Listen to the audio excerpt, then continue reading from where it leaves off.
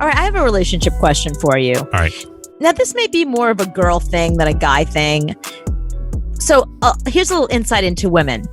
When my girlfriends and I were in our early 20s and everybody was thinking about like when we were going to get married and that kind of thing, it's only a couple of like really super cool wedding venues in New York City that everybody wants to be married in. There's not that many. And I remember like when all my friends were getting married, like in our 30s or like late 20s, early 30s, it was like every other day I was at Tribeca Rooftop because somebody else was getting married at Tribeca Rooftop. It was like, oh, here we go again. Oh, another wedding at Tribeca Rooftop. You know, it was like the same thing over and over. So there's a couple of really cool venues that are a little more unique, you know. And when you're a New York girl and everybody wants to get married, people were calling what their venue was. So my girlfriend had called this place on Gramercy Park where I ended up getting married. She had called it. She was like, I'm getting married at the Players. And I was like, okay. All right. So that'll be your place. And I was like, I'm not going to get married. And if I do, I'm just going to go to Carnegie Hall. I'm going to go to City Hall. You know, I'm not having a big wedding. I didn't want to do any of that stuff. And then, you know, my friends were all having big weddings. And it's like, oh, bitch, it's payback time. Like, you're going to be a bridesmaid at my wedding. And we're going to do...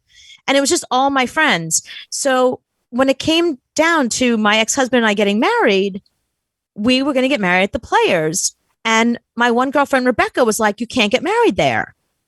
Why can't I get married there? I called it. But you don't even have a boyfriend. I have a fiance. I'm actually getting married. Like, you're not even dating anybody. So that became like a thing between us. And she's like, you can't get married there. That's my place. I called it.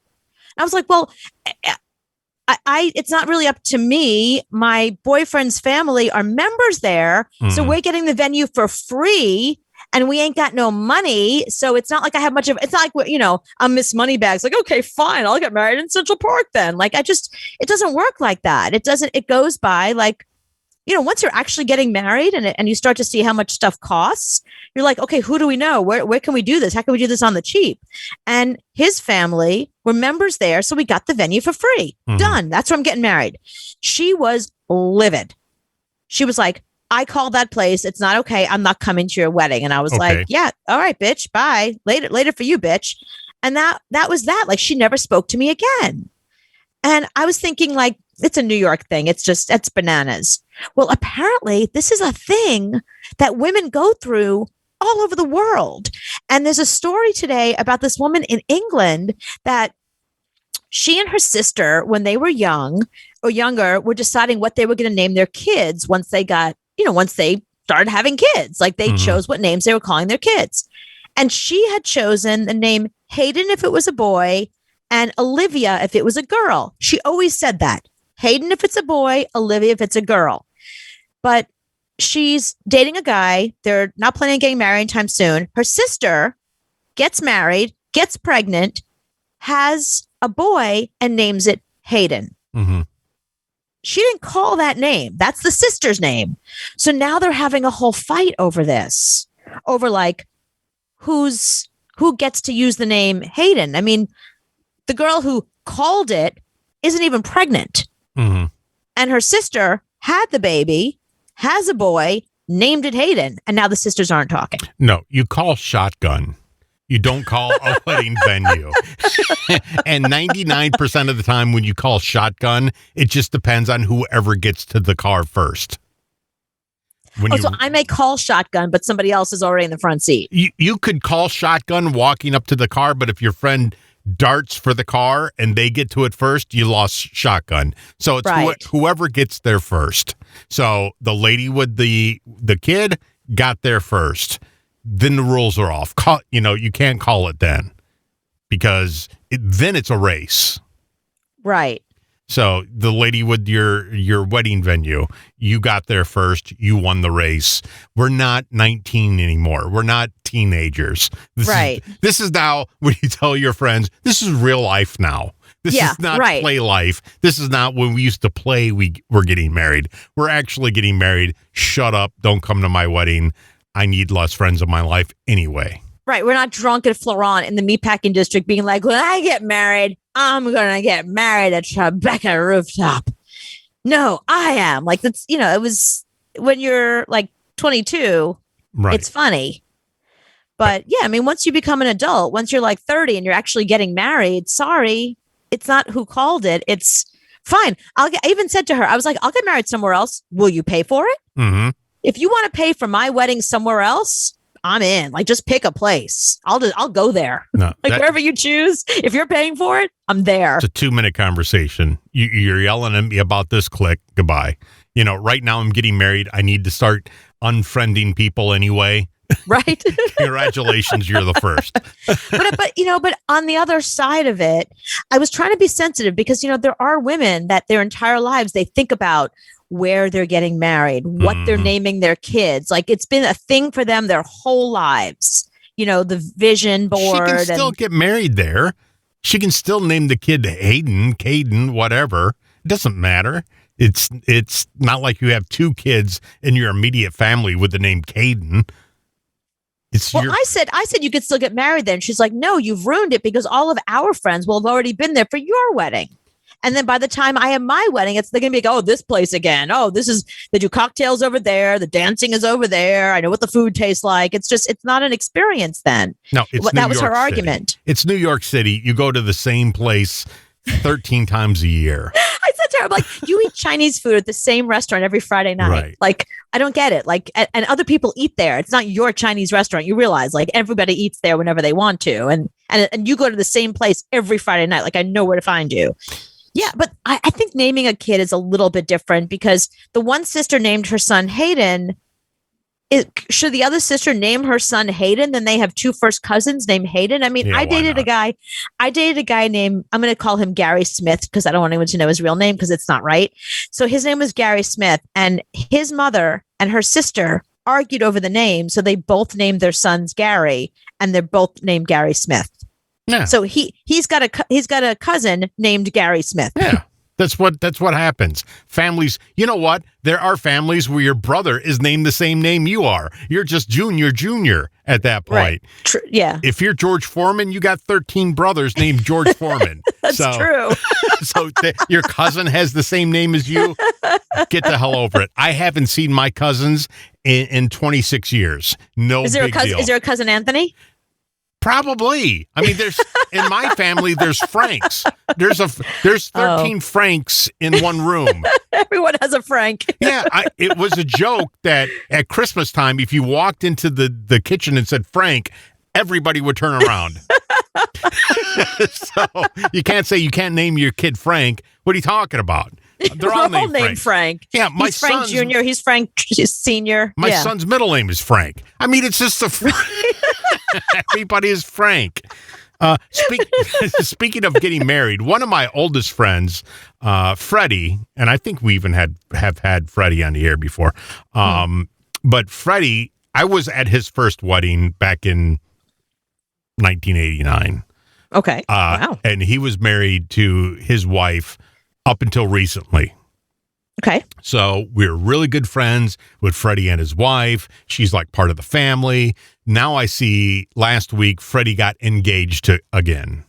He got married so young. He got married young, and then the minute he got divorced, he's with this other girl.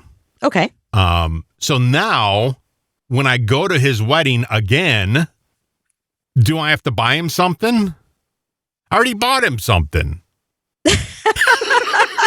Don't you remember in 1989, I bought you something? Now I'm going back to your wedding again. I got to watch this shit all over again. You're the cheapest bitch I've ever met in my life. You really are. But I've already bought him something. I wasted my whole Saturday because it's a wasted Saturday now because they're not married no more. So I wasted my whole day. I remember that wedding because it was 900 degrees and I was wearing a suit. Excuse me, they stayed married all these years. It's not like they got divorced. It's a waste of my Saturday. It's not. They got divorced. They didn't get divorced a year later. They got divorced Still many years. Marriage. It is not. I got to tell you, a lot of people, 20 years together is a successful marriage. It doesn't matter that they're not still together. Like 20 years is a long time to be with somebody. No.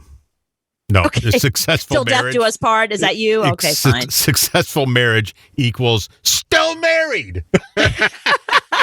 you can't be in a divorce and then call that a successful marriage, because it isn't. It is till death do us part. I don't think so. I think successful marriages end. And they were successful for a long time. No, I'm serious.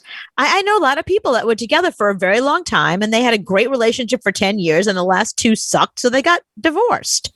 But, the 10 years were good, or the 5 years were good. I mean, I was with my husband for 8 years, and 2 of them were awesome. Yeah, new wife, new gift. So I have to bring something new. Is it her first marriage? Is it the new wife's first marriage? Probably, because she just graduated high school, I think. Oh, okay. So she's super young. Yeah. All right. So if that's the case and they do register somewhere, you have to buy them something. Just, you know what? Don't buy them the most expensive thing on their registry. Buy them a couple of spoons to their set. Just be your cheap ass self and just get them something. Okay. They're not going to remember exactly how much you spent. I bought Freddie a toaster for the first wedding. Can I buy him a toaster again for this wedding? The same one, the same toaster? I doubt they make those toasters anymore. I doubt those toasters even exist anymore. Whatever cheap ass toaster you bought him. Then. Yeah, from whatever game show you won it on. Right. Whatever shit ass toaster you got. I bought it at Kmart, I think, back then. Yeah, those don't exist anymore. So I don't even think I wrapped it up. I just put it in a bag and gave it to him. So I think I should give a toaster again. One of my friends who didn't have a lot of money came to my wedding and bought me my iron. I still use it. It's the best iron. She got me the best iron. I didn't even register for. I registered.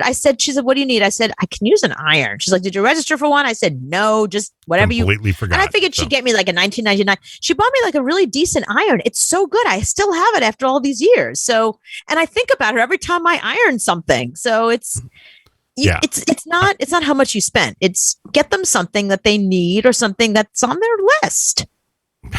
I just don't give them cash. I saw the announcement and I'm like, oh God, I got to go to this wedding, and this wedding's going to last. I don't know. Again. I went to your first one. Why I got to go to your second one? You don't have to. You don't have to go. I mean, that you're a shitty friend, but you should go. You don't have to. The whole time, I guarantee I was complaining the whole time I was there last time. Right, I'm sure you were. But just make sure you don't complain to the bride or the groom. Complain to your wife. Complain to, if they invite your kids, complain to your kids. Don't complain to the bride or the groom on their wedding day. That's all I'm asking you. Just go, show up, eat a steak, whatever they serve you. You don't have to dance. Just be there. Just be there for them that day. That's all they ask. Can I crack young girl jokes? Yes. I'll grant you that. Okay. Does their parents have to give you permission? Is she missing her prom to be here? Prom to be here. Did she take all of her semester grades? There's when she gets her period, it's gonna be really exciting for you guys. I even think when I went to the first one, it was a Catholic church. And the minute I walk in to a Catholic church when it's a wedding, I start complaining immediately.